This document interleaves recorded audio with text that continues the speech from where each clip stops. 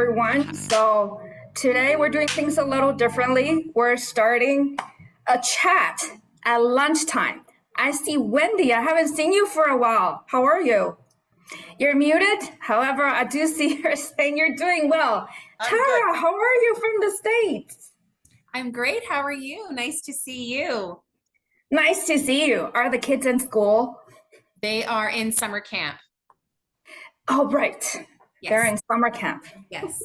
Perfect. Under the sun in Florida. We do start early here. We start in August and they finish in May. So that's a little different. Oh, okay. I see.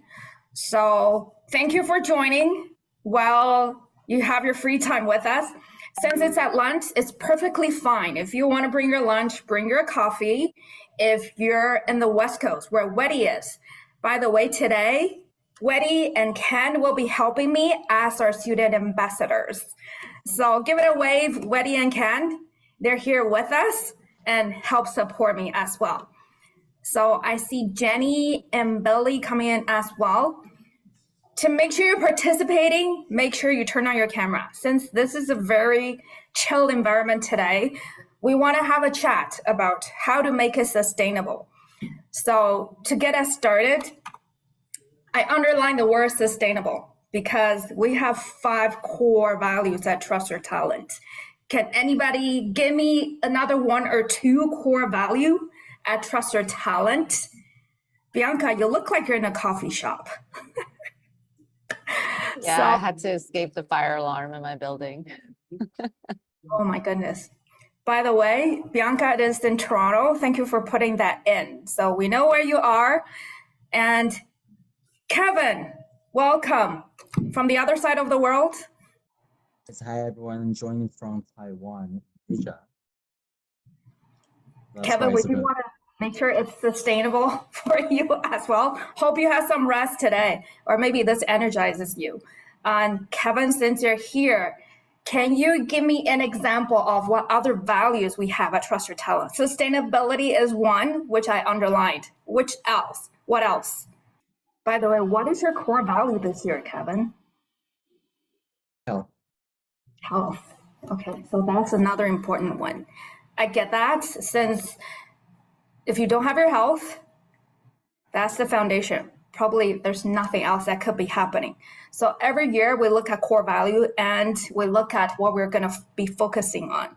I chose sustainability as our topic today because I thought, hey, at lunch, this is something we can discuss. And as I mentioned, if you saw my clip, every time we have a webinar, I look for something that's inspiring and make me think about how it relates to investing. We have a lot of quotes at Trust Your Talent. One thing we always say is it's not about how much it costs you. It's about how much it makes you. Yes, I get that. At the same time, if you're not financially educated, financially trained, how are you going to keep what you make? So I'm going to show you some opportunities, your focus strategies that could help you reach your financial goals. However, if you're at the point that you're super earner, are you able to maintain what you earn? Is it sustainable? So I watched this documentary called Brooke. I don't think it's on Netflix anymore. You can still find it online on ESPN. The funny fact is these people, they sometimes make 6-figure, 7-figure, 8 figures over the course of their career. However, by the time they're retired for 2 years, 78% of former NFL players are broke. Either they're under financial stress or they declare bankruptcy. Same thing for NBA players. About 60% or more of NBA players are broke after they retire. However, if we talk about retirement, we usually talk about after you work for 20 years, 25 years, even 40 years, how are you going to keep the wealth? When you're young and when you're 18, 19, 20, you're making 7 figures, 8-figure bonus, etc. Especially NFL players, they usually get a signing bonus. So this is when you look at, similarly as an investor, every time we look at different investments, there's a lot of similarities we can pull. So if you're able to say, hey, like Andrew, I see Andrew just join us. So if he's able to do a few flips, get a lump sum, are you able to keep the wealth, and how are you going to make it sustainable? And not just in terms of wealth, also is it sustainable for you?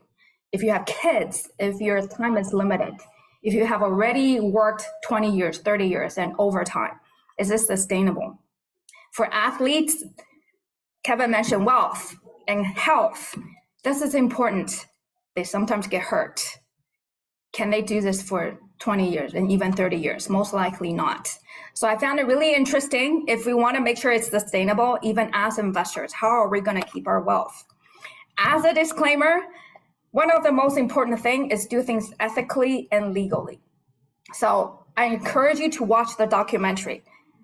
I know there's a lot of drugs, alcohol, etc. involved. That reminds me, always do things legally, ethically, and sometimes they don't have good managers.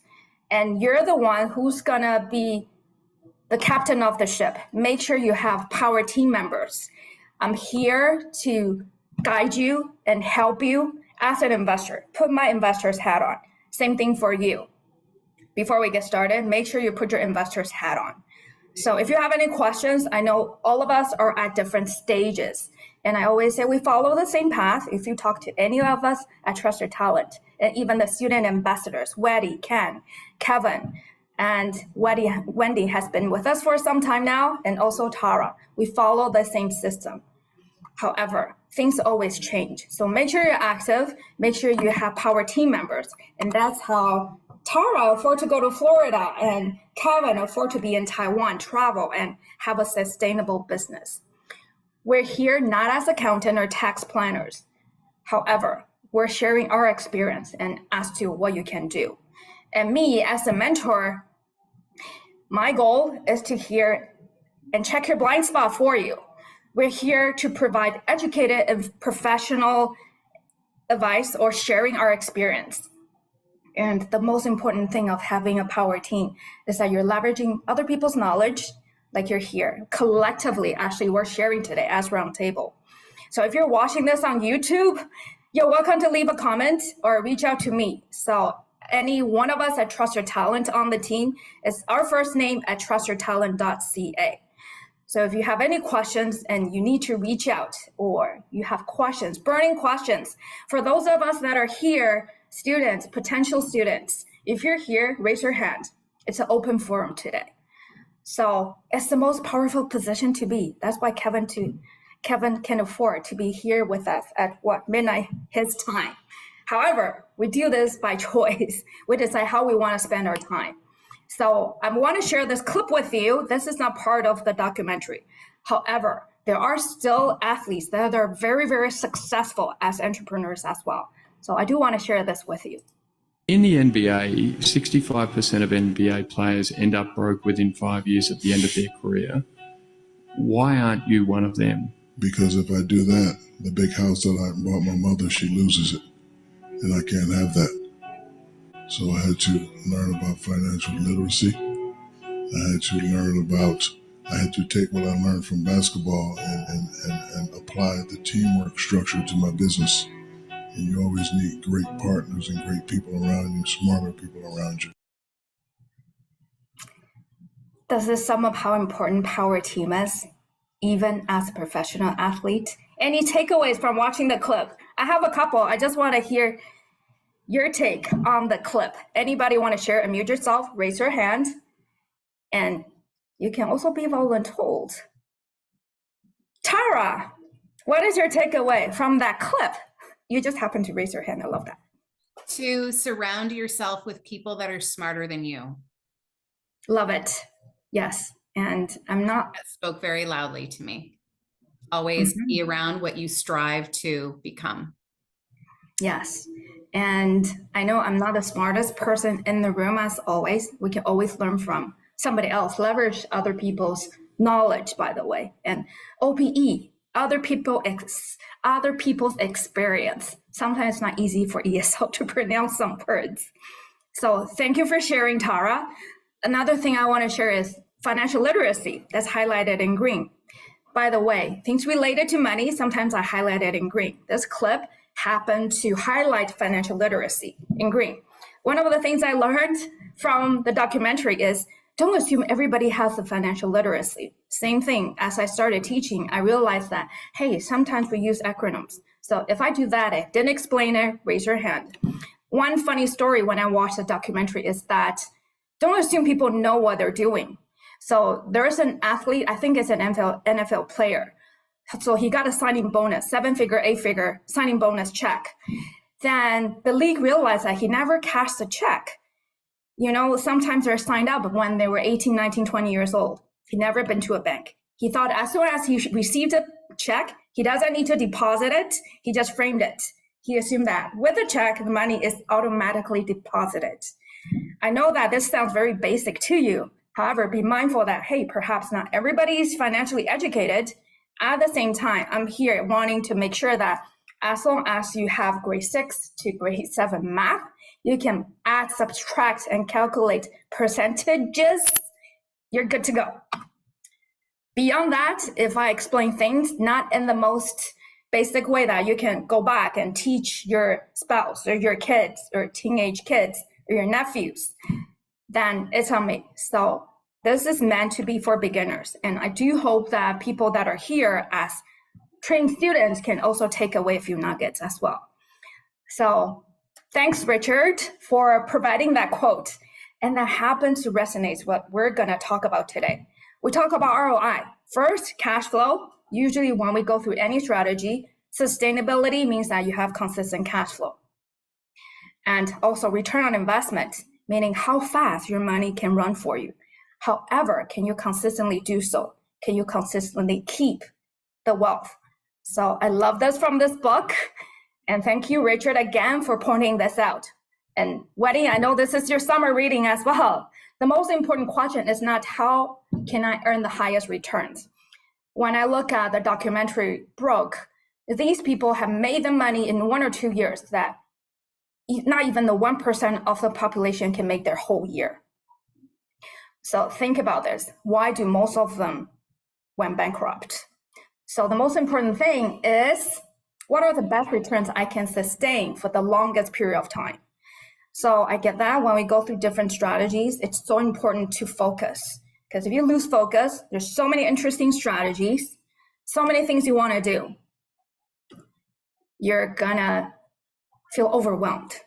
We say, hey, it's like drinking from hose. That's exactly what it is, because it doesn't feel sustainable for a long period of time. So if you see other people are doing what they're doing, you really want to do it, learn and hear it first. And then we're going to take you through the process as to, hey, what's the strategy we're following? So first, you don't have to know this at this point. For students who have done the core courses, you should know what your goals are. So how is it sustainable? I'm looking at this as a long-term goal. So when we do it backwards, if $75,000 is what you think, that's an average Canadian household income and expenses. So most people live in paycheck to paycheck. So so the income and the expenses happen to be around $75,000. Rule of 4%, Google it. That's what a lot of financial planners and people planning their retirement are using. So you need to have a working capital, not money sitting somewhere in the piggy bank on your primary residence or money you cannot touch. You have to have working capital making 4% a year. That means that you have to have about $1.9 million. However, if your money can run a little bit faster for you at 6%, that means you only need about 1.2, 1.3. Quick math, that's just to show you that, hey, learn how to make your money run a little bit faster, which is ROI. So median income, $75,000 roughly. However, study shows that 90% of the population spent every dollar that they earned. So if there is an expected expense of $500, a quarter of the Canadians are not able to cover it. So Tara, you're in the States, pretty much the same thing. A lot of the times, just convert it to US dollars. We're speaking the same language, very similar lifestyle, by the way. So this is just something to consider. And I think that's also why, if you're not an investor yet, or haven't started or haven't taken action, I think that's why you're here, or a lot of people are here, because you realize that, hey, if I follow this path, the average or the median net worth in Canada is about $300,000. How are you going to reach that 1.9? if you just save for 40 years. So before we get started, before you get that number, we always go back to your why. Take a step back. So right now, I know it sounds like a broken record for a lot of students already at Trust Your Talent. At the same time, step back, always think about what is your why. Sometimes it might change because something happens in life. So I get that. That's why some people focus on health, some people focus on sustainability. If you don't know yet, think about the core values. So it might not be health this year. For me, it's fulfillment. And perhaps it's joy, because it feels like that's what keeps you going. So Weddy, my student ambassador, can you help pull out the poll? And then we can take a look at why is everybody here today? And it could be different. It could be different. At the same time, that gives me an idea of what we're focusing on today. Okay, so we have about 20 people in the room, and a third of the participants are putting in your answer. Thank you. What do you think we can end the poll? Everybody answered. We can end the poll and share the results, and we can share the results with everybody. Can everybody see the share screen? Give me a nod and hand, okay. So if we look at the results, it's pretty consistent. And I love that. It's consistent cash flow, accumulate capital, so money can work for you.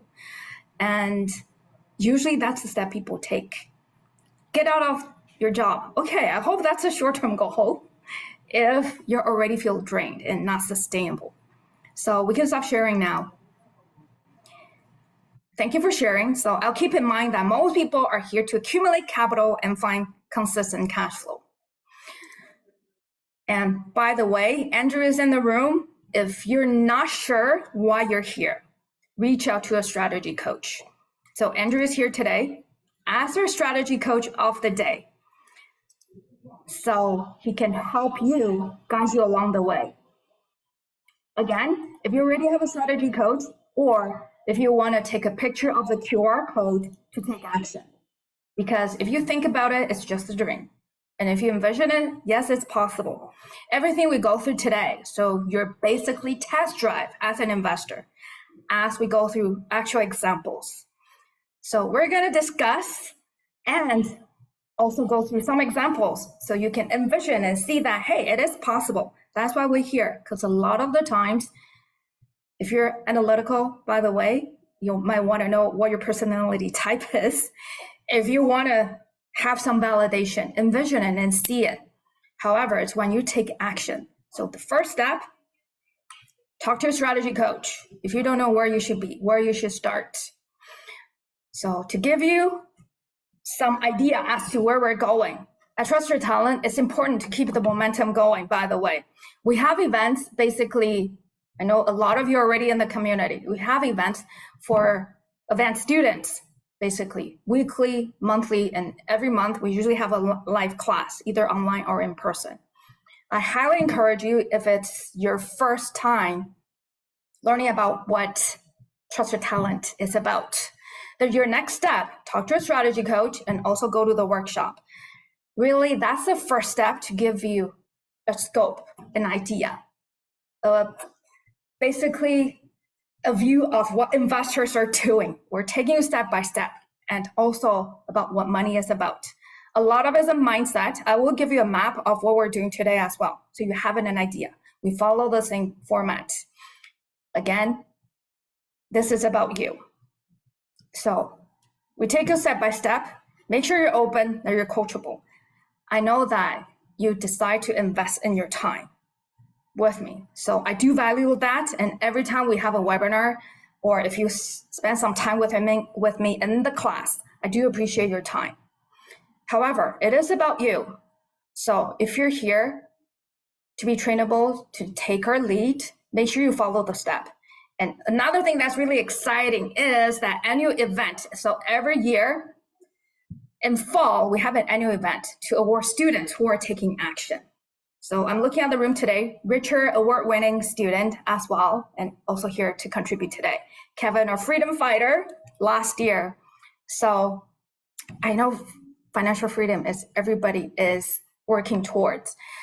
It could mean different things for you. So the textbook definition is that you have passive income that cover your basic expenses. So you don't have to worry when you're not able to work, if you're traveling somewhere.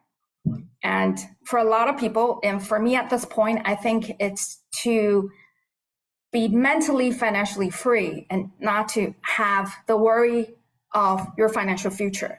There's many different aspects of life, your health, your spiritual, your physical, and at least let's take care of your financial future. So we're here today, 11:45 EST, and the next one, from income to wealth. It's also for beginners. And let's do another poll before we start the discussion. I have an idea where you want to be. I want to know where you are right now, where you are in your real estate investing journey. So Weddy, can we pull out the second poll? So it doesn't matter where you are. However, at least we know where your starting point is. If you have some experience and you have been educated, okay, we can share the results now. Again, it's pretty even. Okay, so most people own a few properties, have some knowledge. So in that case, most likely you're here to look at how to scale. Yes? So thank you for sharing. Most people are here to see how to scale, how to make it sustainable. And it's okay if you're renting right now. Perhaps you happen to have more capital to work for you. So our agenda today is to follow the TYT formula. We basically have already started when you look at your goals and where you are as a starting point, and as your starting point of mapping out your financial future and where you want to be.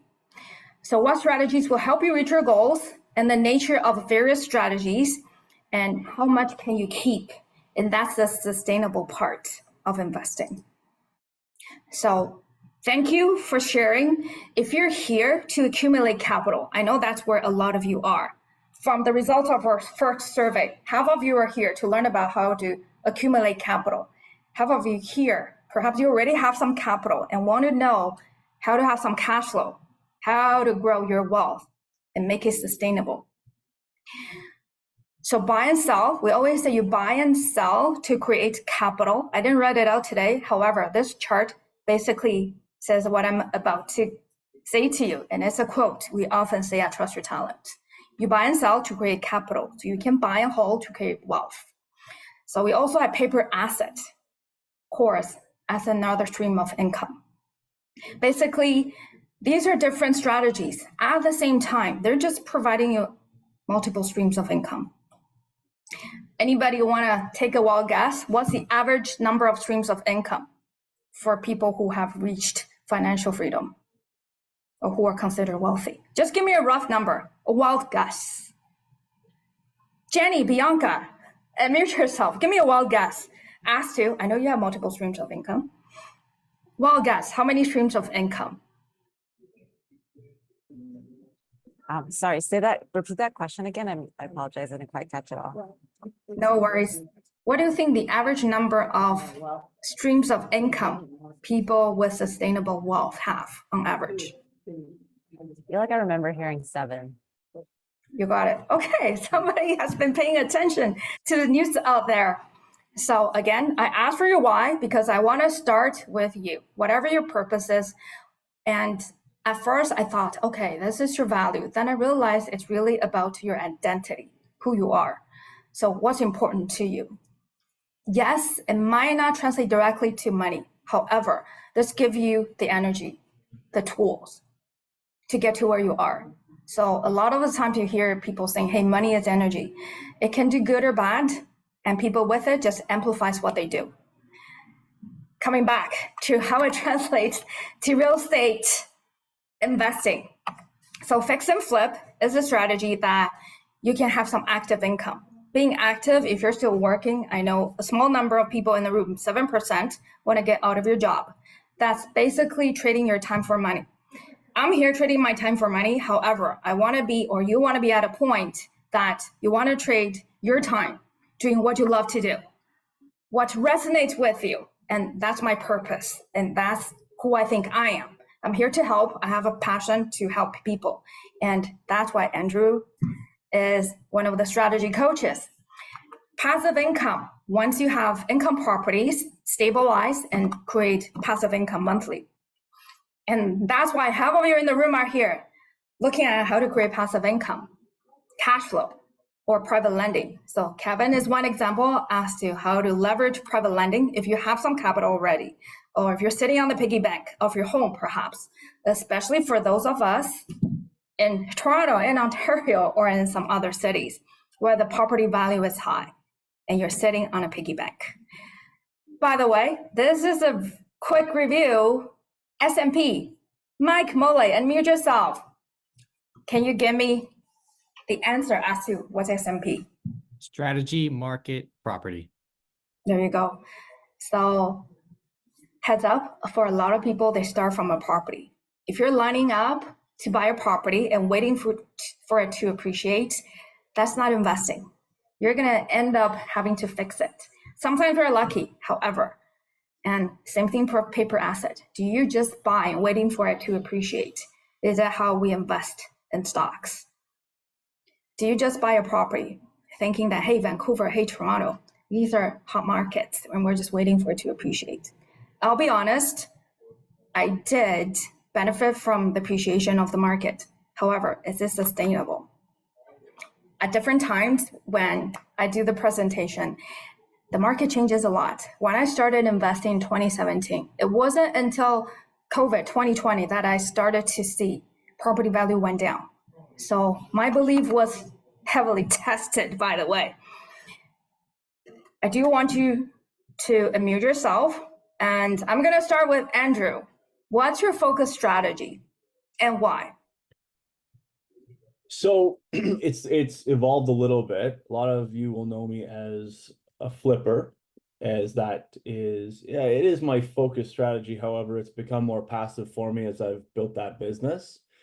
I have support with multi-unit, Airbnb, private lending, and then PAI, paper asset investing and trading, which has been a lot of fun. And yes, though, to answer your question, Brooke, fix and flip, near and dear to my heart. I love it. It has worked well. It's become something that we've created a system around, and it in itself has been sustainable as its own business in my journey. So if we go back to S&P and go back to why did you choose flip as your strategy to start? So I was really unhappy with my 9-to-5 job. This was during COVID, and it's the same reason that I enrolled in TYT to begin with. And so I was ready to replace my earned income with something else. And of course, with flipping, you know, if you do it the right way, it doesn't have to be every day you're in the property working, because that's not what I do. I mean, you know, Mike has seen my properties before, and I can't do any of the actual work. We go in, we manage it effectively. And so, yes, it's an earned income, but it's something that we can do more in a passive way with the systems that we implement. Okay, so you have a system now. So you were looking at a strategy that helped you create capital to start? That's right, exactly. So with flipping, we know that it can be boom or bust. Luckily, I have been able to avoid the bust aspect because there is risk in any of these strategies. And you have to mitigate your risk, and part of that is getting educated. And so with flipping, it was that whole idea, buy and sell to create capital, to buy and hold to create wealth. So now having built up, using the profits of a lot of the flips, we have more passive streams that can support, the whole infrastructure, which is, my entity, so to speak, or my business, with the different ways of having money come in. And I still flip because I enjoy it. I love flipping. It's a lot of fun. Yes, it's more active. And I think that's the whole idea of having a sustainable approach where we have our wheel of wealth with the portfolio, with the passive, and with the earned income as well. Thank you for sharing, Andrew. So that actually brought up one thing I do want to focus on is that 3x3, we always say that trust your talent. In case, hey, if the flip doesn't work, like Andrew said, the market goes up and down, up and down. If the flip doesn't work, do you have exit strategies? Can you do, like Andrew mentioned, Airbnb, short-term rental, or can you hold it for a period of time? So Andrew, is there any flip that didn't go according to plan that you have to pivot one of your 3x3s? Yeah, and for it's different actually strategy? a really fun story. So, we've done flips for a couple of years now. And yes, there's always different exits. We say, okay, well, we're gonna hold it, midterm until maybe we get a better market in a spring or a fall versus a winter or a summer. Other things have been we can Airbnb, we can do a contract rental for a 4 to 6 month kind of short term ish. So those have always been on the table. Last year we did one, and our first exit was going to be to sell it. And the other one was kind of jokingly that, you know what, my parents can downsize if this flip doesn't work out. And so we did the flip. And it's funny how the universe works sometimes when we work with the universe, because the flip went a little longer than we had planned. And then we got into a part of the market that wasn't that favorable. And so the house, which usually our listings will sit for a week and we'll have an offer night and we'll sell. In this case, that didn't happen. This was in November of last year, 2023. And we didn't get any offers we liked. So we're like, okay, well, we're not going to panic yet. We don't need to sell this thing off. Let's just hold it for a little longer, see if we can get a buyer. In that time period, we started speaking with my parents about this idea, and they really started to warm up to it. Like, yeah, what a cool opportunity this would be. We're not sure if we want to move. Anyways, they made the decision that, yes, you know what, we would like to move into that house and downsize. The day after they had made that decision, we got an offer that was an offer that we did like. And we would have been in a position where we didn't need to pivot. However, like I said, the universe spoke, we listened. They said, you know what, we still want to move in. Is that still okay? And so we proceeded with that. So the exit strategy in this scenario was actually family, my parents, buying the house from the company. And don't worry, I gave them a good deal. We didn't take them for everything, of course. So that was one of these things where we have this creative business, we have these exits. Yes, at one point we thought that exit would be simply, a joke. And of course it came true. And by the way, for those of you who don't know, the house that I'm referring is 2 doors down from me. So it has been an absolute godsend because of having that close proximity. Some people joke about Everybody Loves Raymond, where there's that old sitcom. And yeah, Kate just mentioned built-in babysitter. It's been absolutely huge. We're visiting with my 17-month-old boy, going over there, them coming over here. Amazing family dynamic. And couldn't be more grateful. And the last thing I'll add is that a week after moving, and this isn't to get too sad, it's more so just to share, how serendipitous some of this can be, is that my dad had a fall.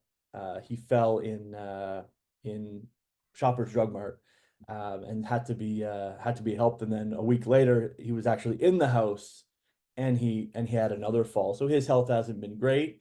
It's been deteriorating. And the godsend and the positive part of this is the fact that they were in a 2-story semi before.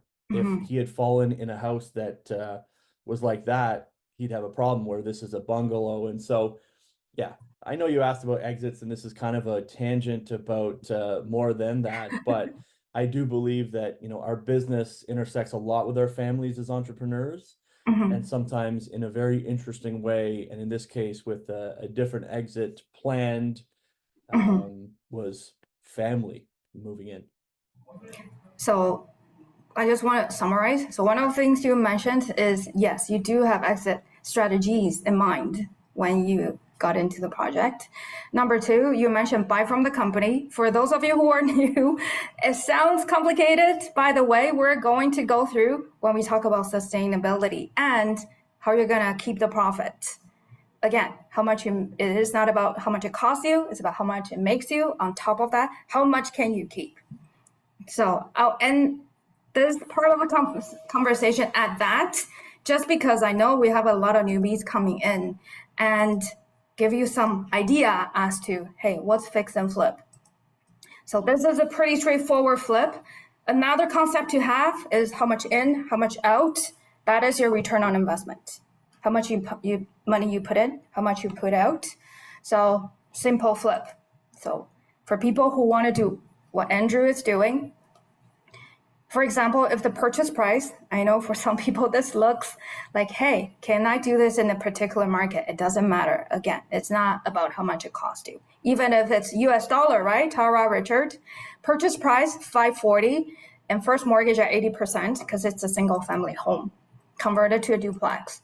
Everything I put in green is how much you have to put in. So when you run the numbers, down payment is how much you have to put in. That's basically your stake in the game. So when Kevin is doing private lending, do you look at loan to value, Kevin? So what does that mean to you when it comes to loan to value? Main reason. Why do you look at it? Why do I look at the main reason is I want to be secure. My principal has to be secure. I want to be able to get the money back, for sure. Mm-hmm. Yeah, so there you go. That's basically whoever's borrowing the money, that's their stake in the game. Whatever I put in green is money that you have to put in. Sometimes you don't have the renovation money ready or budget, or sometimes things go over time. Make sure you budget it conservatively, because yes, things cost more and sometimes go over time.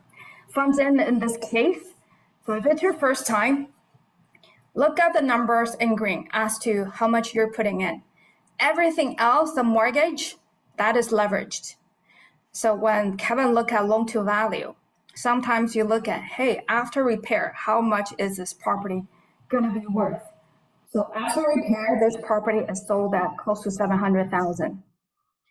700 minus all the money you have to put in. You have to return money to your lender, by the way. So in this case, mortgage is the bank. If you're a private lender like Kevin, then you're the bank. Make sure there is enough skin in the game. There is profit for you to make your money back.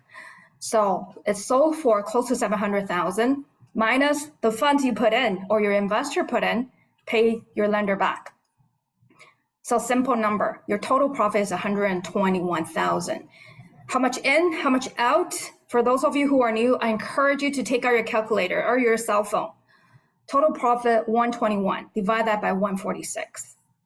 By the way, this project takes half a year. Andrew, how long does it usually take you for a flip on average to be ready for We tend market? to take on big projects. So 6 months are what we go for, so we can do a full extensive renovation, not as much lipstick. We'll do lipstick stuff, and we still prefer to go with a gut. We find we can add a ton of value that way. And of course, it all comes down to the purchase price too.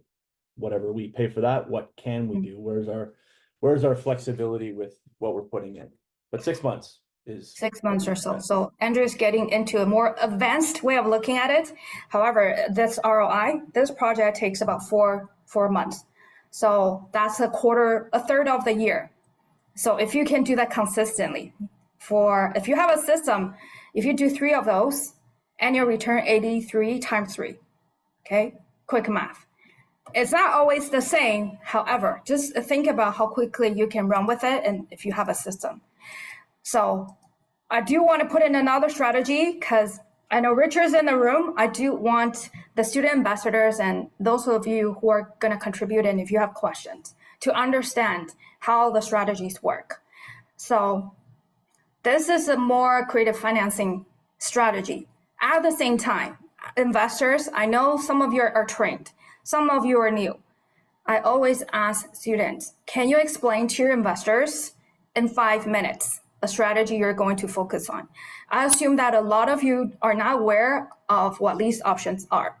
So in this case, the lease option basically give the tenants the right to purchase the property. So in order to have that right, if you're trading stocks, you know that you have to put in money to have the right to do anything. By the way, side note, put that down if you are not familiar with contracts. Any contracts need to have at least $1 in it to take effect. So when tenant buyers come in, tenant buyer meaning they're going to be trained to be homeowners. So they pay rent just like a renter, and every month they put in a little bit of money to say, hey, I have the right to purchase this property. So if they decide to buy it, we call it the right to purchase, not the obligation, the right to purchase, then we credit them back the option portion. It's up to you, business decision, how you want to structure it, what you're looking for. In this example, let's look at it as an investor. So the rent and monthly option is what you collect every month. At the same time, you have expenses. So we call it PITI. So principal, interest, tax, and insurance. These are your expenses. So in this particular example, the cash flow is $1,650 per month. So it's rent plus monthly option minus all the expenses. So if we look at ROI, two portions when it comes to a lease option. Option to purchase, when they purchase it, is the purchase price minus you have to give your investor, or if it's yourself, your investment back. That's your initial investment when you purchase the property. And when you sell it, there's lawyer fee, there's mortgage to pay back and credit back the total option consideration. So in 3 years, in this example, your profit from sales is about $49,000. I just want to give you a quick math. Your total profit from the cash flow side and from the profit side, profit as sales. That's your total profit divided by the initial investment to purchase this particular property, divided by 3 years, because ROI, we always talk about what's your annual return. Okay. If it's your first time hearing about the strategy, follow down the process. Keep the ROI in mind, because I do want to keep the conversation going. And Weddy, Ken, Kevin, and Richard, raise your hands if you want to participate at this point. So Richard, you go first. Your strategy. And I want to add in a little bit more, the component on sustainability. Why is it your strategy and how do you make it sustainable? So, can you define sustainable for me in this context? That you don't just have wealth for a year, for 2 years. You can consistently do this and consistently have the wealth. So Richard, I actually quoted what you gave me yesterday or from the book, The Money Theory. We don't just ask what's the highest return. So the most important question is, how do you have the highest return and how do you sustain it for the long term? So yeah. High return over time. Well, I'll answer the first question and then we will dive into the second. So what's the strategy I've been focused on? I've been full-time investing for about 1.5 years. I started off with multifamily because I believed at that point that this is the sustainable strategy, because you don't have to, you're holding on to these properties forever. You don't have to be like lease options or private lending where you make an exit every year, every 2 years, or even 6 months. So I thought that would be sustainable. What I did not anticipate at the moment was that there's a stabilizing a multifamily asset would take a very long time. And by the way, very long time is relative. If I have a W-2, which is what you call T4 in Canada, I'm okay with a 2-year stabilization because I would have a active income. I will still put food on the table. However, because I did not have an active income, I chose to say bye-bye to my job and dived into real estate full-time, my own business. I did not have an active income. And speaking about sustainability, I mean, how would you feel, or just imagine, how would you feel that your business is just getting started, you don't have an active income, your tenants are telling you, F you, I'm now leaving, and you have to go through evictions, and every day all you have is lawyers fees and legal fees and PM PM charges. You don't see any income. How do you feel about that? I mean, yes, long-term assets are going to be stabilized. They're going to be making 20% cash on cash. Once it stabilizes in 6 to 12 months, once your tenants leave. In the meantime, how do you sustain that short-term turmoil? And more importantly, how do you put food on the table? Well, fortunately, I have my partner, Kevin, works at a full-time job. So I have a sugar daddy to pay the bills in the meantime. But still, like if I were to do this full-time, it wouldn't be sustainable. At least I wouldn't sustain be for 6 months while I work it out legally with the tenants. So at that point, I decided to pivot away from long-term rental and get into something that would cash flow more immediately, and that's private lending and lease options. And right now, I'm in a place where I have some cash flow, not a whole lot to declare like complete financial job replacement income level financial freedom, but enough cash flow for me to get comfortable to get back into the multifamily game. And by the way, the multifamilies that I invested a year ago have more or less started to stabilize. So I started seeing income and started seeing how this goes. Still, right now, I'm all in on building cash flow and less so on building the wealth. And speaking about sustainability, there's the long-term sustainability and short-term sustainability. Long-term sustainability, you don't create generational wealth by doing lease options, because these guys are the tenant buyers are going to be gone in 2 to 4 years or even less.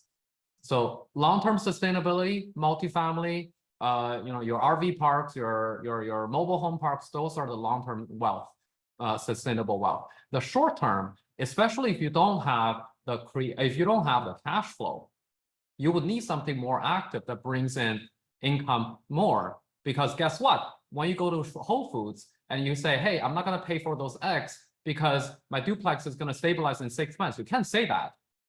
You have to have more immediate income. And that's where day one cash flowing assets like a loan, like lending out a loan, like lease option would come in. So I said a lot, but I'm going to pause here and see if Brooke or anyone has any questions. So Richard actually brought up a few good points. I love that we're sharing story, good or bad. We're sharing the story, and you constantly have to pivot. So sometimes that's why we say 3 by 3, because what if one doesn't work out? What are you gonna do? Not just about how to exit, but also what different strategies could bring to you. This is just as a guideline. So Richard mentioned, remember after stabilization. So I put it in bracket just as a financial planning tool. I know sometimes people are saying, hey, there's only $120 per door for income property. Do I still do that? Should I still get into the deal? There are different things to consider. This is, again, as a guideline. We already mentioned a few strategies. So lease option, which Richard mentioned, it might not be long-term. And a lot of the times, like Andrew mentioned, even if it's a short-term strategy, if you have a system, for example, when you're not around, you can generate leads, and you have system generate tenant buyer leads. You have somebody working on it. By the way, to start the business, I never said it's easy. However, it is doable. The concept is easy. If I put it on paper, we just ran through a couple examples. As long as you, again, have grade 5 to grade 6 math, calculating ability, you're able to do that. So keep this in mind. If you're looking for a guideline as to how to plan. So if you just focus on one strategy, so Richard, for example, what you say you start to have some cash flow. What is a typical lease option cash flow for you? And what is income property per door, for example? I would say lease options, I've had anywhere between $350 to $1,000. For multifamily, I've had anywhere between I'm gonna say 150 to 300. So yeah, you make slightly less with multifamily. However, there's the scalability aspect of it with multifamily. Yeah, so when you get into different strategies, you can learn the in and outs of different strategies. So to give you an idea, we can go back to the different buckets of income. So you can look at, hey, if I want to accumulate capital, so again, this is short term, you accumulate capital, what can you do? So Andrew, for example, what's your typical flip or on average? In terms of return? Mm-hmm. I average. I mean, I could say we've done anywhere from 40 to just under 300. Okay, so let's assume, say 40. So you can put that number in if that's your typical flip. And I do want to show this number. If you look at, regardless of where you are in Canada, so Richard, the number you mentioned is in US dollars. If you can generate cash flow of, say, over $3,000, that's equivalent to have another person working for you in your household. Not everybody will get out of your job first. So whether you can talk about how you plan to do that at the same time, even if you're just doing this as part-time effort. So income property, if you have one eightplex, I put this example in, you just have 4 deals. So basically 1 deal each season to build it up. Then you have one more person working in your household for you, basically. So Richard, anything to add? I see you have your hands up. Yes, I really want to add to one more point about sustainability, because I know what the value of TYT, there's sustainability and there's also joy or happiness, yeah, as one of the values, and those two are intricately related. There's what's in that book that you mentioned earlier, Psychology of Money. There's what's reasonable and there's what's rational, right? What's rational for me in the back last year is I'll just keep investing in long-term rental. I'll keep investing in long-term rental, knowing that after a year or two, all of them will be stabilized and I'll have forever wealth. But how do I sustain the short-term turmoil? I think that's what entrepreneurs struggle the most, right? You don't react to, oh, in 10 years, I'm going to be like a millionaire. No, you live like moment by moment, right? All I know is today, my tenants, had left dog poops all over the floor. That's what I'm reacting to. I don't react to in 2 years, I'm going to be having like 20K passive income, right? That's rational. But then I'm also not a machine.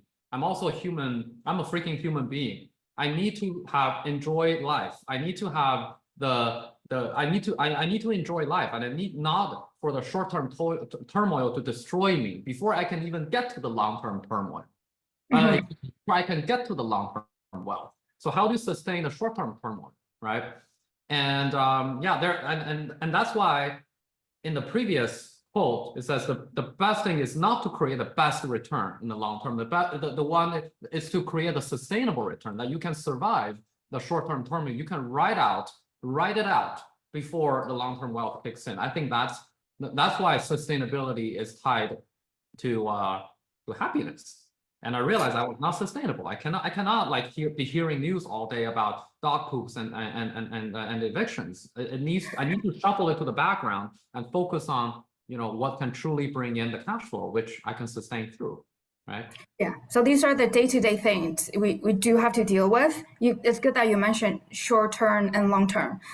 I know that a lot of the times when you're starting, you're reactive. You're reacting to what's happening. So.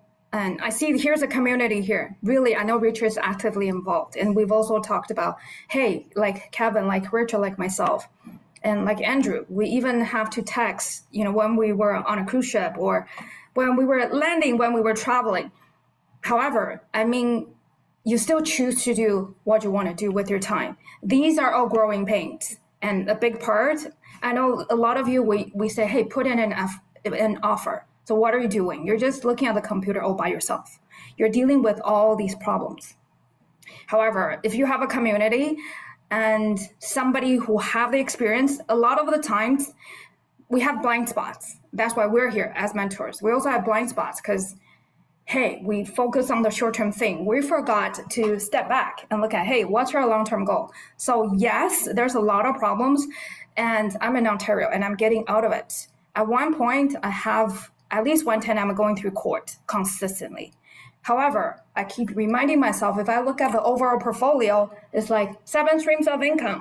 There's one that's not making money. That's probably causing you the most mental resources. So how do you mitigate that? So that's why, again, mindset is so important. I mean, we do the webinar in a different format because I don't want everything to sound like bumper stickers. Really, it's about our discussion. And what does that quote mean to you? Like we mentioned, I feel like we should do a book club for the theory of money.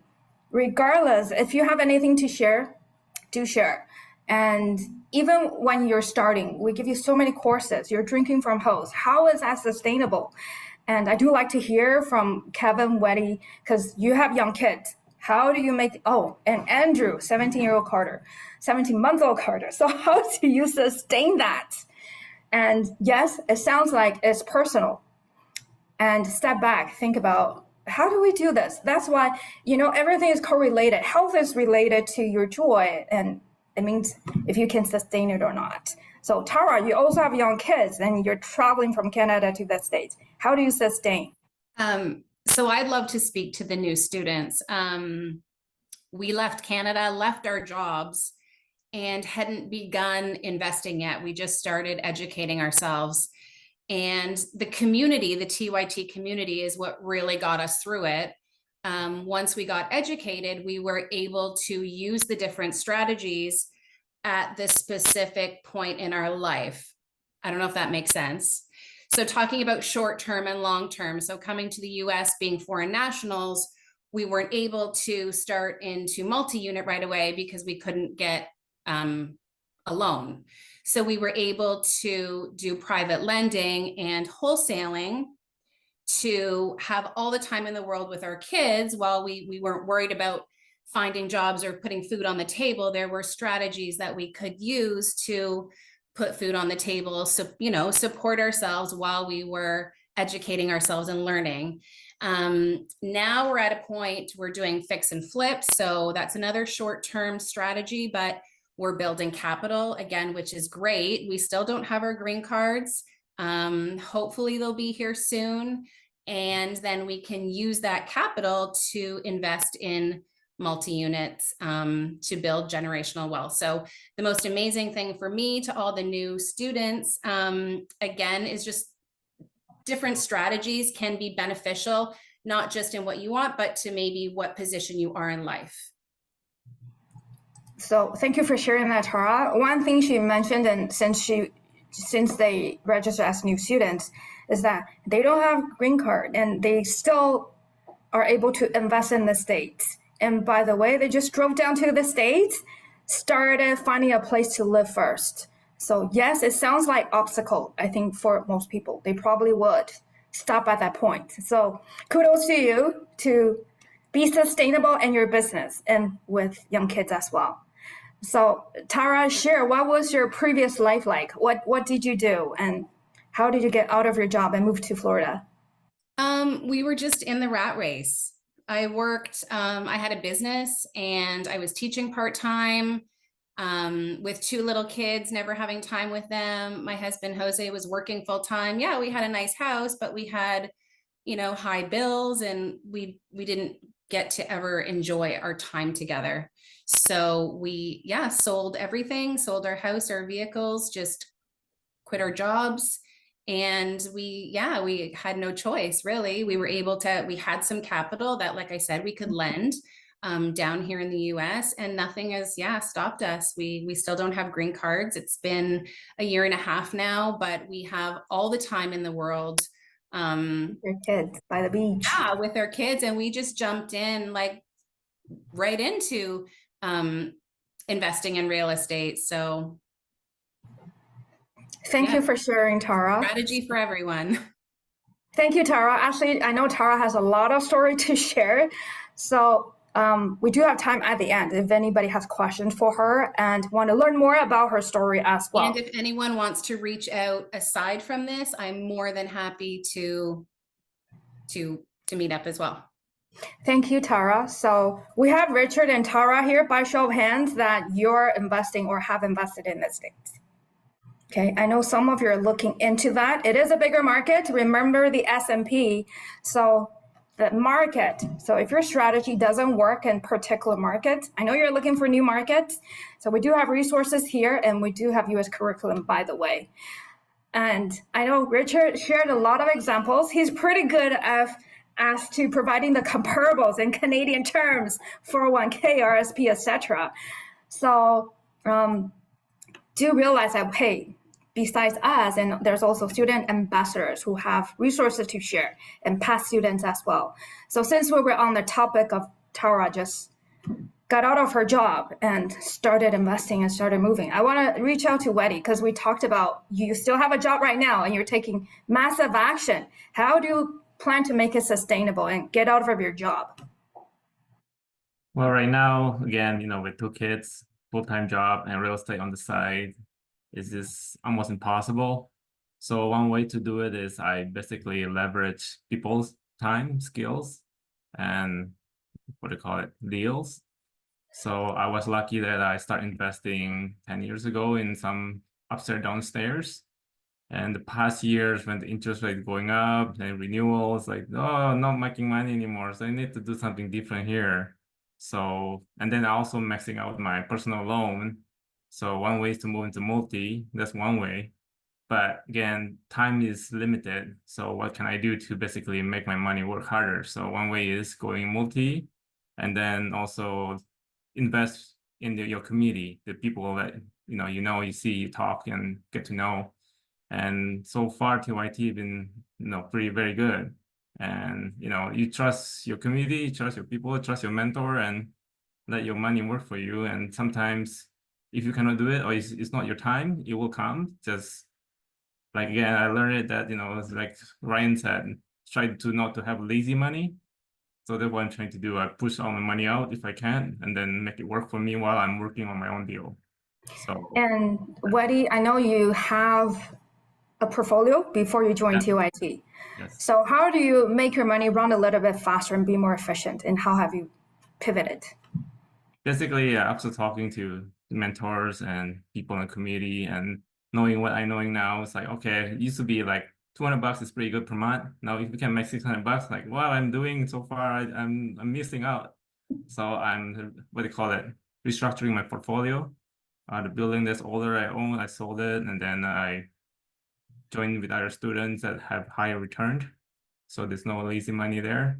And then have some saved for something later on. Yeah, and also put more money in the paper asset because again, you want to get the best return of your money. So you can see after you're doing it for a while, which one will be giving you the best return, and just play around there. Okay, so you pivoted even though I asked a question in the beginning where you are in your real estate investing journey. So Weddy is somebody who already has something in the portfolio. At the same time, there's even when we look at the market, things have changed. There's always room for improvements. And I asked you where you are in terms of your portfolio. Another way of asking the question is, sometimes I ask, which age group do you belong to during the webinar? And I realized that, hey, that's not a perfect indicator anymore because a lot of us have kids really late. So a lot of us are living longer. And I don't want you to think that because of how old you are, that's the limitation. So by the way, I saw Richard's comments in the chat. So Warren Buffett is one example in the book. So he basically does things consistently, not the highest return. However, that's one thing when I read the book, I was thinking, I started in my 40s. I don't want people, yes, time is your biggest asset. If you're young, if you're in your 20s, 30s, congratulations, you have more time. You have time to make mistakes and correct it. At the same time, if you don't have the luxury of time, like how most people will advise you to do, work 40 years, like Warren Buffett, invest in a very, very long time. And you'll see that jump in your return. Because even like Richard shared, when you're starting, things might seem a little slower. However, you just have to get through the hump. So if you're thinking about that, it doesn't matter. Because remember, we talk about 4%, 6%, and 80% of return. No guarantee, disclaimer. I'm not presenting deals to guarantee the return. Don't do that as a student when you look for investors either. However, the point is you're looking at a way of making your money run a little bit quicker. So if you're in your 40s, and if you started a little bit later, that's fine. You just have to run a little bit faster and learn how to make your money run faster. One of the advantage, like what he shared, he can be a money partner to start. So I want to go to Ken because Ken actually, compared to the ambassadors in the room, relatively new in the room. He just got married, so congratulations. Going through all the planning, and I know he's actively networking. So I want you to share it because you actively networked. Is it sustainable? Also planning your wedding. How do you make it sustainable to get yourself started and meet yourself? Yeah, I think for us, just going kind of to the impetus of all of this first is we had a successful catering company. We did really well. We did some really high profile events, and then COVID hit. So we had to reinvent ourselves really after that. I ended up doing charity work, leveraging our resources and our network, similar type of work to what I'm doing today to feed people in need. After that had been 3 years had passed and I was still in the charity and I'd lost myself, to be honest. And I had to reinvent, and my wife and I, we started to talking, and that's where we started to look for other opportunities, ways for us to really do the work that's impactful, which is important to us, which at that time became the charity, but on our own time, not on somebody else's time. Leveraging our resources, leveraging our network. And that's when we found a bunch of organizations, but TYT really resonated. So we spent a year learning with TYT and trying to figure out what our strategies were. And a couple of months ago, I had a moment of clarity and decided to go at what we're doing now. And kind of going back to Richard's point, the first thing that we want to do is multis, but we understand that's a longer process. It's something we're doing in tandem with the rest of our strategies. So then how do we get to that point, but still survive leading up to that point? I'd always loved flips. It is just something before I even met TYT, I was always fascinated with. So that's what we decided to do for active income. I've been a business owner for a long time, and that really resonated with me to have that kind of active income and do that kind of work and building the teams. I don't know how to do any of that work. You know, I'm not a hammer holder. I don't know how to use the tools and any of that, but I do know how to talk to people, and I do know how to develop trust with people and build those right teams. And that's kind of where the flips came in. But then trying to find these opportunities, it's kind of like a waiting game if you wait for all the wholesalers to come to you. So we decided instead to take a more active role in securing those, and we're starting a wholesale campaign.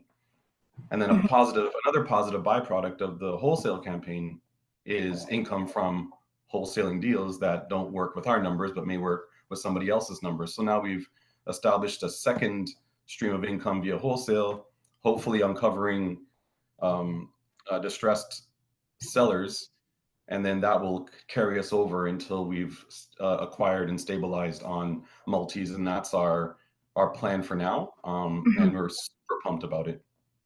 So it sounds like Ken is aiming to do a lot. I just want to point out one thing. So he did mention that, hey, for a distressed property, what can you do with a property? So he can flip it, he can wholesale.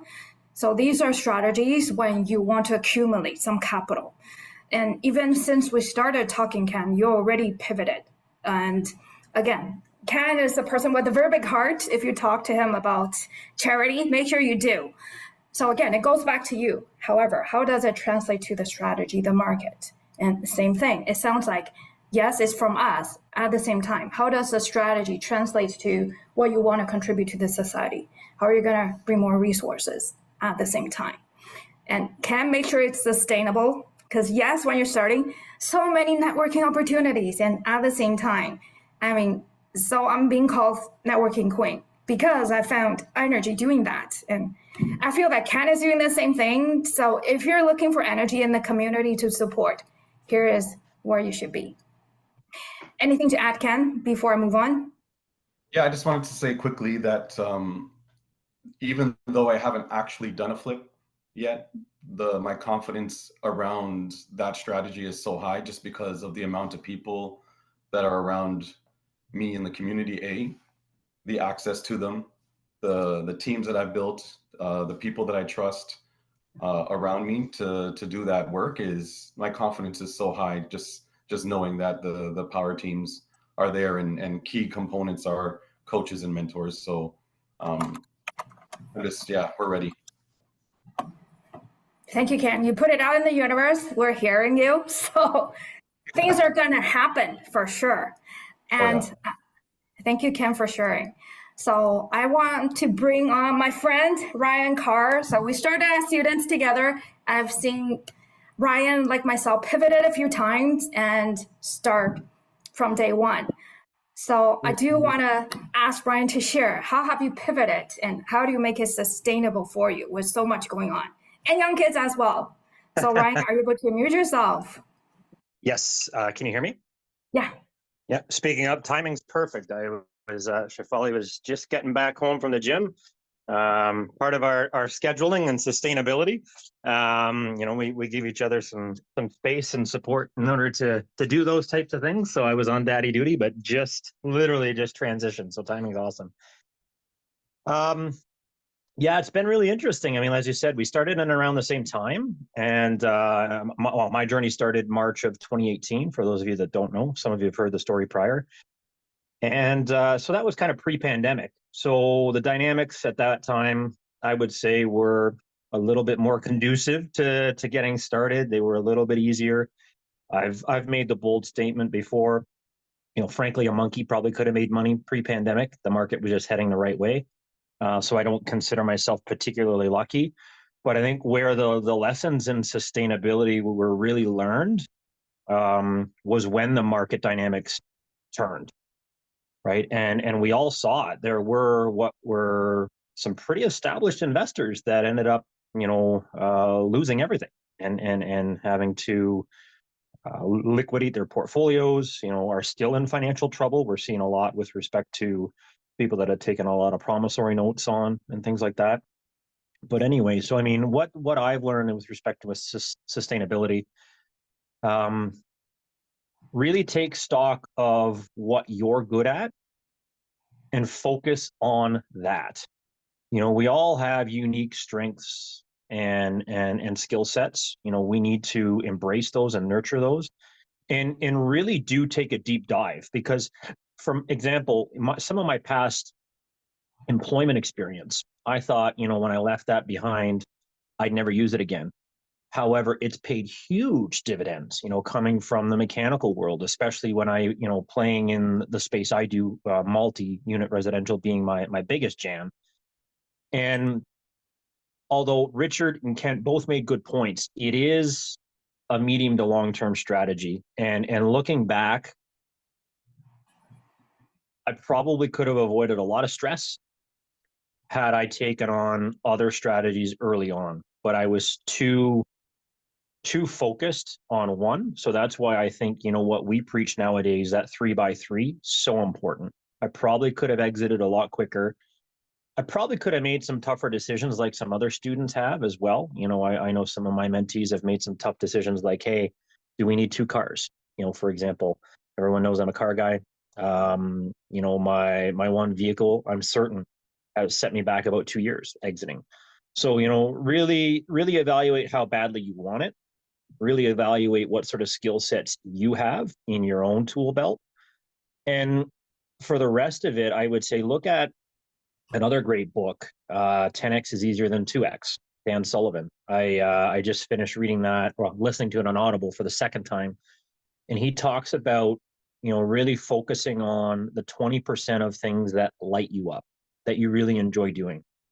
And niching down on those, focusing your energy there, and delegating, ditching, delaying, the other 80%, looking at things like VAs, looking at other people's time, other people's expertise, and bringing people into those roles, and not being afraid to reevaluate that from time to time as well. I would say probably every 2 years at the latest, so niche down yet again. I'm sure there will be things that have now made their way into the 80% of things that can be offloaded, and you can niche down yet again. And, like we talk about the highest and best use of land or a building, so too should you look at the highest and best use of your time. So, Thank you. things like, Sorry, go ahead. Things like that, celebrate the wins, regardless of how small they are. You need to, that helps to re-energize you. And then, like you evaluate your skill sets, evaluate your portfolio regularly. And some people have already talked about that. So I started and I was like, I'm going to hold on to everything forever. And, not always in best service to yourself. You know, Weddy mentioned it, and I remember that conversation that we had very recently, you know, taking a look at their portfolio and saying, hey, these really aren't serving you very well. We could probably uncork that equity and do better things with it. So don't be afraid to do that, because that can be very transformative for you. So I hope that helps. Definitely, Ryan. So I want to pick out a few points. One thing is to know yourself and what you're really good at. Because I did the same thing, actually. I had a lot of joint venture. That's how I started. However, I was really scared about using my own money. Even though I teach creative financing, it took me probably close to 2 years to get private lending deal. And that one deal just took me through the threshold to be financially free. I could have done that a long time ago because the money was just sitting in HELOC. However, I wasn't able to conquer the fear. And that's one thing I learned, really, that one private lending deal. And another thing is, I was an action taker. I had a long Excel sheet with all the deals. I wasn't financially free. I think I undersold myself because when I started, I wholesold a few lease option deals because I was worried I couldn't find joint venture, I couldn't get the tenant buyer, and I want to quickly have it done. And in order to have more deals on my resume, I took 40% instead of 50% a lot of the times. And then I realized, hey, I'm an action taker. It looks great that I had all the deals on my Excel sheet. However, that didn't take me to financial freedom. And I see students today, I know we mentioned, we're going to celebrate your wins. Yes, and I love that about Trust Your Talent. Regardless of what it is, why do you talk about taking action? So he's a money partner with a lot of students because you're taking action. So we celebrate momentum. We celebrate creativity. So there's deal creators. And if you're a freedom fighter, regardless of what strategy or even paper assets, and really multiple streams of income, that's what's gonna take you through the threshold, like myself. So just some nuggets that reminded me of where we wanna be. And Richard, for example, we talk about, hey, we focus on lease option. What if you don't enjoy talking to the tenant buyers? By the way, when I started, I spent like an hour, 45 minutes talking to tenant buyers because I'm the type of person, I think I should sit there and hear your sad stories, hear your victim stories. Then I realized that's not the best use of my time. I started to have leads. So even when Andrew talked about flips, he talked about he had a system. Even though we said it's a short-term strategy, if you have a system, it's sustainable. He can consistently find deals, right? So a lot of the times, whatever we provided to you, think about how you can make it work for you, creatively. Actually, I love that we're actually on time today. I won't have time to go through asset protection and tax planning because that's Ryan's course, business planning, as part of your fundamental courses. However, I do want you to share, even though you might not have started yet, I just want to hear as students, or now you have started learning about it, how have you changed your asset planning, tax planning strategies in order to keep more and consistently do so? I will share at the end. However, I do want to hear, for example, now you have corporations. Now you learn about asset protection. Weddy, since you had a portfolio before, how have you planning being changed to make sure that you keep more and consistently do so? Well, I used to only have like one conversation every year with my accountant when they do my taxes. Now I almost do every couple times in a week. What can we do to, basically protect your money, not paying all the taxes or the things that you don't need to pay, and also rearranging your portfolios, type of income you can get, and stuff like that. So yeah, it all comes to your power team that arrange everything for you to help you, reach your goal. So who on your power team is helping you to keep more of what you make and protect your assets?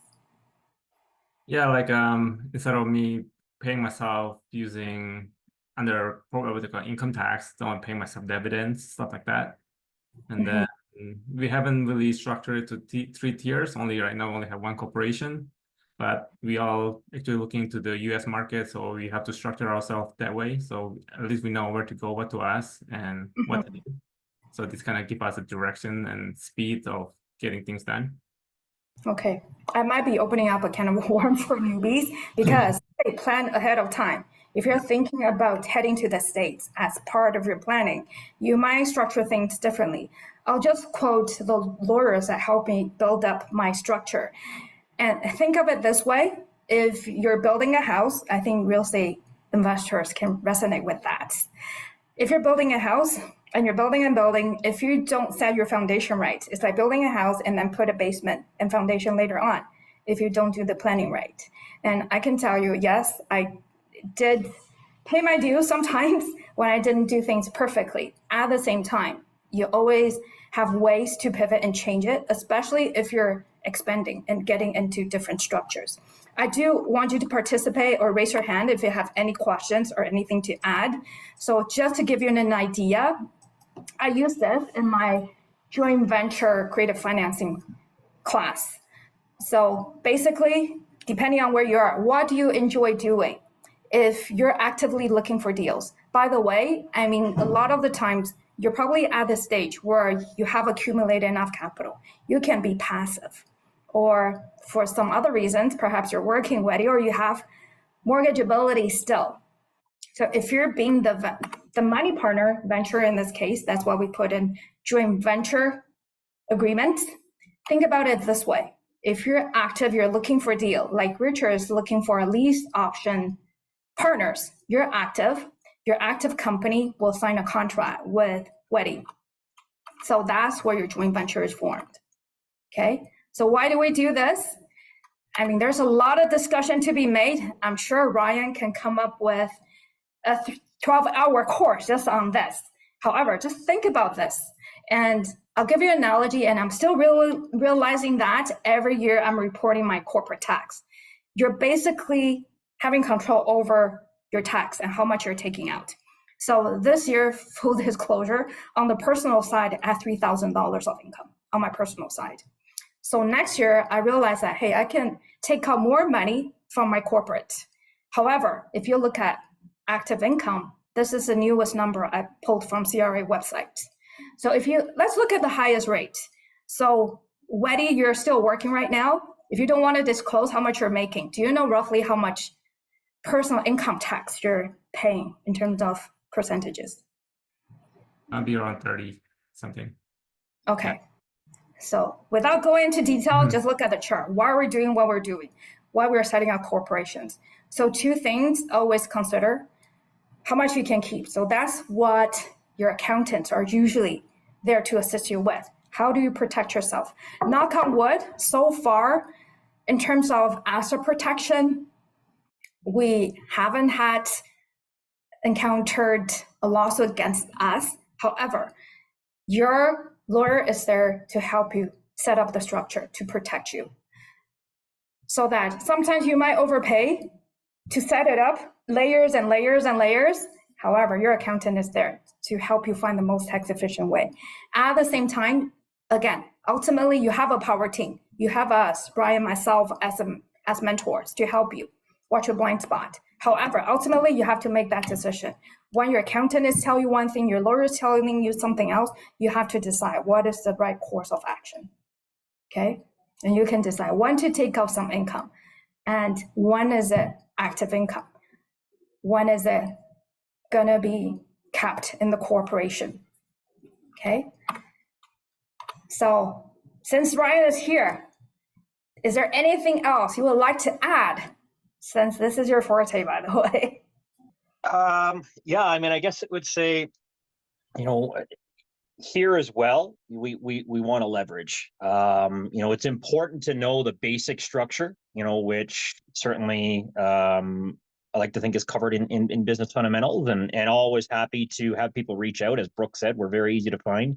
Me, it's just Ryan, RYAN at trustyourtalent.ca. But get, you know, lawyers and accountants, always get the right ones. Never focus on being cheap there. Find the best value. And I'll give you an anecdote. to perfectly, what I think perfectly illustrate this. As some of you know, my exit from the rat race, so to speak, and I just put a note with respect to your last question. Before my exit, I was paying 52% income tax, if you can imagine. So the question I asked everyone is, can you imagine basically working until June of every year for the government? It's insane. So great example of why you need a good accountant in this case for tax efficiency and structure.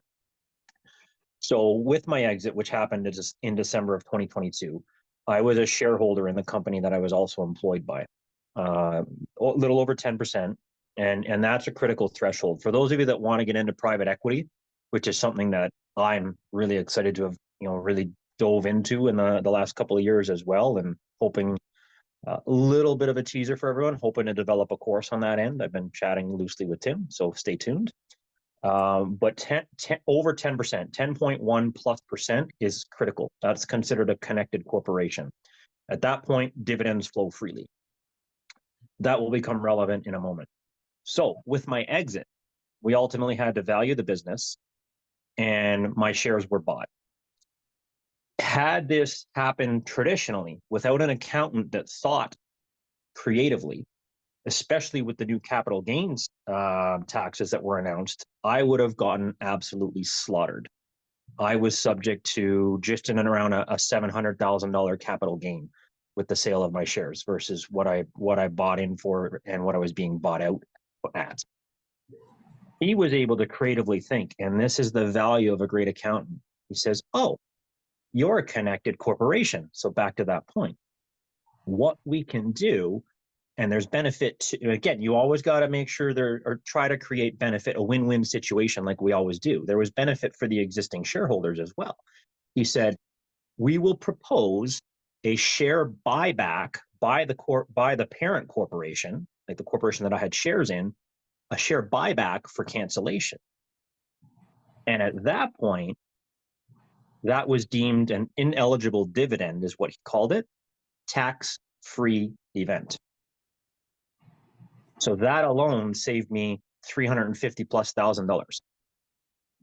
So I'm okay with paying an annual invoice of about $6,000-7,000 for my accountant. And I openly told him that. I'm like, Andrew, this is why I don't mind paying your invoices.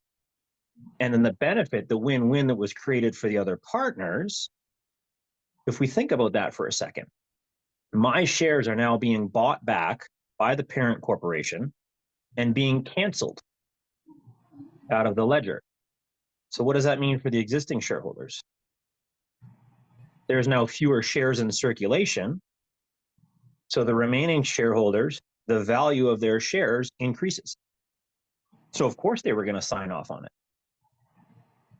So again, I think that's a great way to illustrate the power of having a great accountant, right? So get the right people, put them in place, and it's an absolutely necessary part in terms of tying it back to today's subject of being sustainable, because you will work much longer and much harder if you are working under what the more traditional model would be versus if you can put the right structure in place. Because again, as you mentioned, it's not how much you make, it's how much you keep. Mm-hmm. I think your accountant deserves a lot more than that as well. Happily. I would be happy to. I'm going to be seeing him. I'll be out in St. John doing a mentorship in September with Victor. And I've tacked on a couple extra days to have some strategic conversations with him. And I'm certainly going to take him out for a very nice dinner. There you go. And that's the part I love, how people are generous when you're sharing the wealth as well. So for myself, my family, same thing. We have equity and companies share similar to Ryan's situation. At the same time, I just want to mention that we actually have several accountants. They do different things. And on the personal side and on the corporate side. And currently, we're also working on our will. And we're looking at the corporate side has a separate will as a personal will. Because, hey, you're going to have several power team members as you expand. So again, free up your time and you'll constantly pivot. And even for my power team members, sometimes, hey, I work for a mortgage broker, and all of a sudden they don't focus on commercial mortgage anymore. They pivoted. So we emphasize the importance of power team. We're on your power team as well. Your situation will change. That ability, and I know a lot of you are taking raising funds to expand your network, to consistently build your power team. It's always very useful. I do want to share one more thing before you go. And I love that Ryan is sharing. And for me, after financial freedom, I know that you're looking at, hey, what's beyond that? Really, number is just a number. How that translates to you. Like Ken, we always talk about charity, what you're really passionate about. And actually, after reaching financial freedom, I've talked to Tim a few times. I feel like I don't have a concrete goal because we're used to focusing on that number. So take it back, then I kept thinking, okay, then what's my purpose? I know, and Ryan, we've talked about this, it's in the team, we're giving a purpose. We're really fortunate that way. And if I talk about your goals, I get that we constantly pivot. And Ken, you're still new. A lot of the times you feel like you constantly have to pivot. Go back to where you are. And I love this because when you're not sure where you're supposed to be, and I think that's true for everybody, whether it's fulfillment or impact. And I think it brings it down to help other people. And I want to be here to help you, to inspire you. And I think Ryan is here, and also Andrew is here, all the student ambassadors in here. We're all doing this. We're basically volunteering our time because I do want to help you, inspire you. If I'm able to do that by answering some of your questions, by having everybody here together to inspire you, then I fulfill my purpose. And our mission at Trusted Talent, it resonates with us. That's why we're so passionate about it. If I'm not here to make a difference in your life, I'm willing to hear some constructive criticism. Totally fine with that. I'm relatively shy to start. However, I think over time, develop thicker skin by now. And I mean, Ryan and I, it took us some time. However, I've seen students in the room reaching financial freedom in a year, and some in a matter of months. I'm not saying that's what everybody's aiming for. However, I do think that we're able to help you reach your financial freedom goal or financial independence goal in 2 to 5 years. That's our goal. In 2 to 5 years, it's very reachable. That's why our Academy Award, I mentioned, join us on Invested at Night.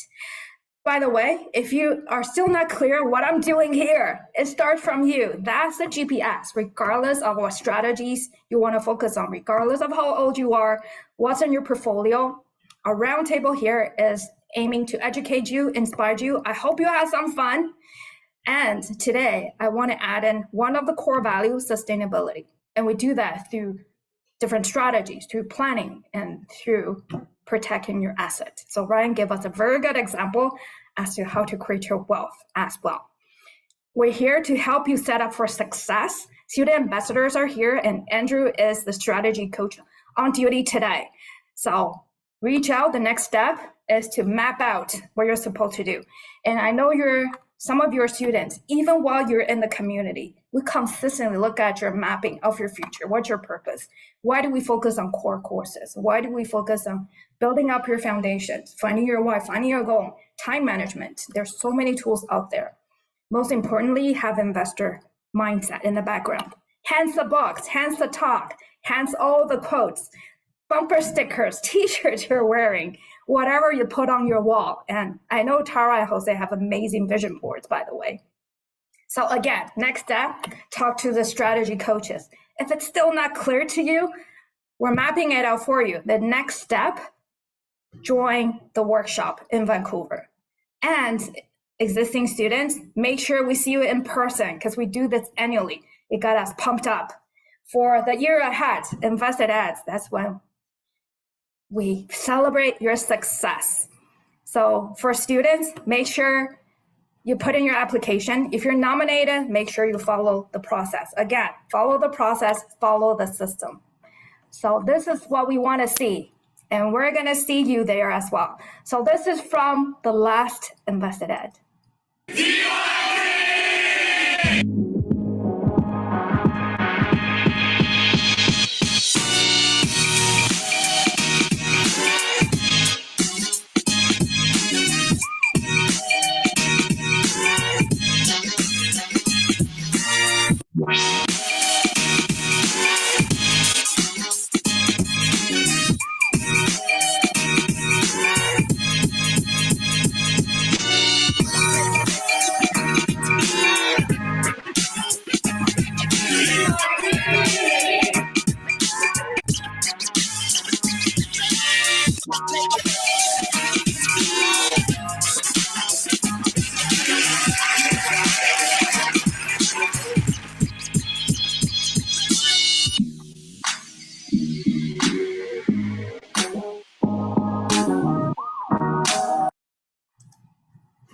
Thank you, everybody, for being here today. I feel like some of you might still want to share, and I love that we're controlling the time very well today. So I do have 5 minutes to spare. By the way, I let you have lunch here since it's a lunch chat or breakfast in the West Coast. Any questions, anything else to add? Thank you, Wendy, for the kind comment. Love to have you here as well. Anything else to add? Questions, comments? Kevin, because you're staying up a little bit later. I know that it's really late for you. So I do want you to share, how did you make it sustainable on the other side of the planet? It's past midnight, right? Yes. Yes. Well, once you have passive income, then you have location freedom and time freedom, right? You can do whatever you want, whatever that follows your heart. Thank you for sharing. And Richard, thank you for volunteer to participate. Anything to add? We can sit here for another 2 hours for me to add. So I'm just gonna pause here. I'll share my email and in the chat in case anyone wants to reach out. Thank you. Tara, unmute yourself. I will do the same. I'll share my email address in case anyone would like to reach out. So, and for those of you, I know this is going to be on YouTube channel for perhaps you're new to the community. Perhaps you're wondering what TYT is about. Again, Ryan, myself, and Andrew, we are on the team. First name at trustyourtalent.ca if you do want to reach out. And Ken and Weddy, I do want to recognize you for being one of the first to volunteer to join the chat. So just to conclude, Ken, Weddy, anything to add? Ken, unmute yourself first, since you're the first on my screen. And the first to volunteer, by the way. Just that the community is so awesome, and the access to everyone's collective experiences is great, and meeting new people. I didn't know about Tara's and Jose's journey, so I knew they were there, but I didn't know what they went through to get there. All of those stories are so inspiring, and you learn more about yourself and about other people through that. So I'm grateful. Thank you, Ken. Weddy, being the second to share and volunteer, by the way, you're the second to volunteer. Yeah, I think it's just mostly just take action, do it. Stop thinking about it because time is valuable. Yeah, just go do it. Thank you, Weddy. Thank you. Ryan. Concluding thoughts. Wow. Again, I think the biggest thing, regardless of how small it is, the win, celebrate it. That because some of the victories are going to be easier than others. So it's particularly the ones that might have given you some obstacles. It's really important to celebrate getting through them because it re-energizes you. It makes you realize that you've accomplished something. You've made your portfolio bigger. You've gotten that much closer to your legacy, whatever it is you're trying to achieve. But also take a moment to reflect on those learning lessons. And always try to find the silver lining, spin it in a positive way, regardless of how painful it might have been.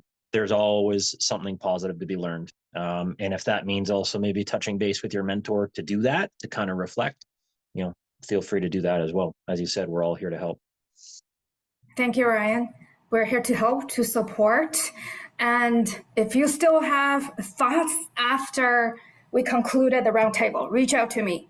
So I'm going to end this, and I really appreciate your time for being here with everybody.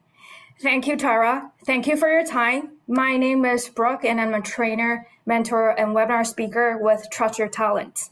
I'll see you at the next Invested Ed, or if you're not a student yet, the next step is to see us at the workshop. See you, everybody, and thank you.